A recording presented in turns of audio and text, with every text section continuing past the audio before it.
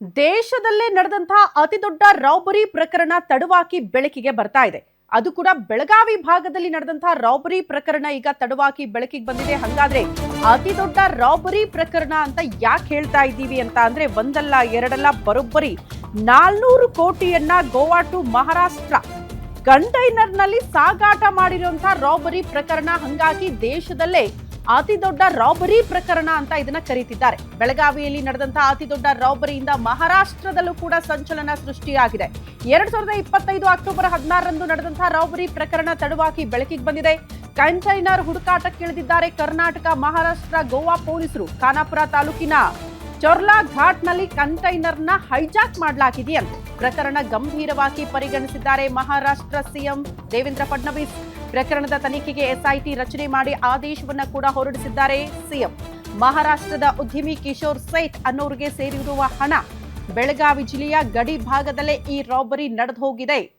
400 ಕೋಟಿಯನ್ನ hijack ಮಾಡೋ ಮೂಲಕ ಅದನ್ನ ಸಾಗಾಟ ಮಾಡ್ತಾರೆ ಅಂದ್ರೆ ಇದು ಅಂತಿಂತ ರಾಬರಿ ಪ್ರಕರಣ ಅಲ್ಲ. ಇಡೀ ದೇಶದಲ್ಲೇ ನೀವು ಗಮನಿಸಿದ್ರೆ ಅತಿ ದೊಡ್ಡ ರಾಬರಿ ಪ್ರಕರಣ ಅಂತ ಇದನ್ನ ಕರೀತಿದ್ದಾರೆ. ಹಂಗಾಗಿ ಈಗ ಮಹಾರಾಷ್ಟ್ರ ಸಿಎಂ ಕೂಡ ಇದನ್ನ ಗಂಭೀರವಾಗಿ ಪರಿಗಣಿಸಿದ್ದು ಎಸ್ಐಟಿ ರಚನೆ ಮಾಡಿದ್ದಾರಂತೆ. ಇಡೀ ಪ್ರಕರಣದ ಜವಾಬ್ದಾರಿಯನ್ನ ಸದ್ಯ ಎಸ್ಐಟಿ ಹೆಗಲಿಗೆ ಹಾಕಲಾಗಿದೆ. 400 ಕೋಟಿ ಹೇಗೆ ಹೈಜಾಕ್ ಮಾಡಿದ್ರು, ಎಲ್ಲಿಂದ ಯಾವ ರೀತಿ ಸಾಗಾಟ ಆಯ್ತು, ಅದು ಕೂಡ ಕಂಟೈನರ್ನಲ್ಲಿ ಯಾರಿಗೂ ಅನುಮಾನ ಬರದೇ ಇರೋ ರೀತಿಯಲ್ಲಿ ಹೈಜಾಕ್ ಮಾಡಿ 400 ಕೋಟಿಯನ್ನ ಸಾಗಾಟ ಮಾಡ್ತಾರೆ ಅಂತ ಅಂದ್ರೆ ಪಕ್ಕಾ ಪ್ಲಾನಿಂಗ್ ಅನ್ನೋ ರೀತಿಯಲ್ಲಿ ಈ ರಾಬರಿ ನಡೆದು ಹೋಗಿದೆ. ಬಟ್ ರಾಬರಿ ಆದಾಗ ಬೆಳಕಿಗೆ ಬಂದಿಲ್ಲ, ಸ್ವಲ್ಪ ತಡವಾಗಿ ಈ ಪ್ರಕರಣ ಬೆಳಕಿಗೆ ಬಂದಿದೆ.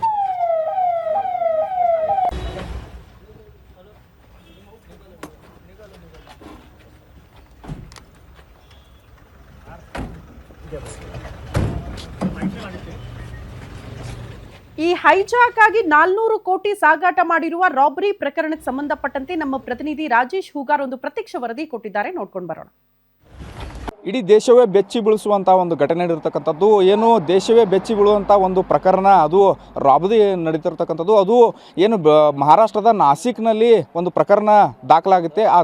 ಆ ಪ್ರಕರಣ ದಾಖಲಿಸಿಕೊಂಡಂಥ ಪೊಲೀಸರು ವಿಚಾರಣೆ ಕೈಗೊಂಡ ಸಂದರ್ಭದಲ್ಲಿ ಒಂದು ದೊಡ್ಡ ಏನು ರಾಬರಿ ಪ್ರಕರಣ ಬೆಳಕಿಗೆ ಬಂದಿರತಕ್ಕಂಥದ್ದು. ಏನಂತಂದರೆ ಗೋವಾದಿಂದ ಮಹಾರಾಷ್ಟ್ರಕ್ಕೆ 400 ಕೋಟಿ ರೂಪಾಯಿ 2 ಕಂಟೈನರ್ಗೆ ಹೋಗುವಂಥ ಸಂದರ್ಭದಲ್ಲಿ ರಾಬರಿ ಆಗಿರುತ್ತೆ. ಅದು ಎಲ್ಲಿ ಅಂತಂದರೆ ಕರ್ನಾಟಕದ ಬಾರ್ಡರ್ಗಳಲ್ಲಿರುವಂಥ ಆ ಪ್ಲೇಸ್ನಲ್ಲಿ ಒಂದು ಏನಂತಂದರೆ ಚೋರ್ಲಾ ಘಾಟ್ನಲ್ಲಿ ಏನು ಅಪಹರಣ ಆಗಿರ್ತಕ್ಕಂತೆ. ಹಾಗಾಗಿ ಈ ಸಂಬಂಧಪಟ್ಟಂತೆ ಈಗ ಸದ್ಯ ನಾಸಿಕ್ ಪೊಲೀಸರು ಕೂಡ ತನಿಖೆ ಹೇಳಿರ್ತಕ್ಕಂಥದ್ದು. ಈಗ ನಾವು ನಿಮಗೆ ದೃಶ್ಯದಲ್ಲಿ ತೋರಿಸಿದ್ವಿ. ಎಲ್ಲಿ ಅಂತಂದರೆ ಇದು ಏನು ಕರ್ನಾಟಕದ ಬಾರ್ಡರ್, ಗೋವಾ ಮತ್ತು ಕರ್ನಾಟಕ ಸಂಪರ್ಕಿಸುವಂಥ ರಸ್ತೆ ಚೋರ್ಲಾ ಘಾಟು. ಇದು ಇಲ್ಲಿ ಅಂದರೆ ಈ ಹಂತದಲ್ಲಿ ಅಂತಂದರೆ ಲಾರಿ 2 ಲಾರಿಗಳು ಏನು ಅಪಹರಣ ಆಗಿರ್ತಕ್ಕಂಥದ್ದು. ಅದು ಸುಮಾರು ಅದರಲ್ಲಿ 400 ಕೋಟಿ ರೂಪಾಯಿ ಹಣವನ್ನು ಏನು ಅಂತಂದರೆ ತೆಗೆದುಕೊಂಡು ಮಹಾರಾಷ್ಟ್ರಕ್ಕೆ ತಳ್ಳುತ್ತ ಸಂದರ್ಭದಲ್ಲಿ ಈ ಮಾರ್ಗದಲ್ಲಿ ಹಣವನ್ನು ಏನು ಅಪಹರಣಕಾರರು ಅಪಹರಿಸಿದ್ದಾರೆ. ಹಾಗಾಗಿ ಈ ಸಂಬಂಧಪಟ್ಟಂತೆ ಸಂದೀಪ್ ಪಾಟೀಲ್ ಎಂಬುವರನ್ನು ಏನೋ ಕಿಶೋರ್ ಅಂತ ಅನ್ನೋ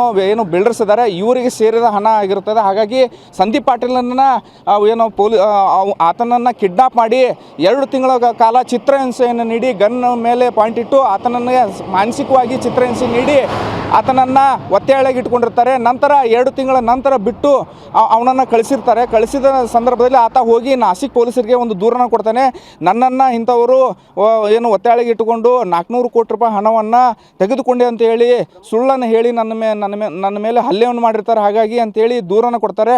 ಆ ದೂರನ್ನು ದಾಖಲಿಸ್ಕೊಂಡಂಥ ನಾಸಿಕ್ ಪೊಲೀಸರು ತನಿಖೆಗೆ ಇಳಿತಾರೆ. ತನಿಖೆ ಇಳಿದಂಥ ಸಂದರ್ಭದಲ್ಲಿ ಯಾವಾಗ ಅಂದರೆ ಕಳೆದ ವರ್ಷ ಅಕ್ಟೋಬರ್ 16ಕ್ಕೆ ಈ ಏನು ಪ್ರಕರಣ ಆಗಿರ್ತಕ್ಕಂಥದ್ದು. ಹಾಗಾಗಿ ಈ ಸಂಬಂಧಪಟ್ಟಂತೆ ಈಗಾಗಲೇ 5 ಜನರನ್ನು ಕೂಡ ವಶಕ್ಕೆ ಪಡೆದಿರ್ತಾರೆ. ಆದರೆ ಏನು ಹಲ್ಲೆಗೊಳದಂಥ ಸಂದೀಪ್ ಪಾಟೀಲ್ ಕೂಡ ದೂರಿನಲ್ಲಿ ಸಾಕಷ್ಟು ವಿಷಯವನ್ನು ಉಲ್ಲೇಖ ಕೂಡ ಮಾಡಿರ್ತಕ್ಕಂಥದ್ದು.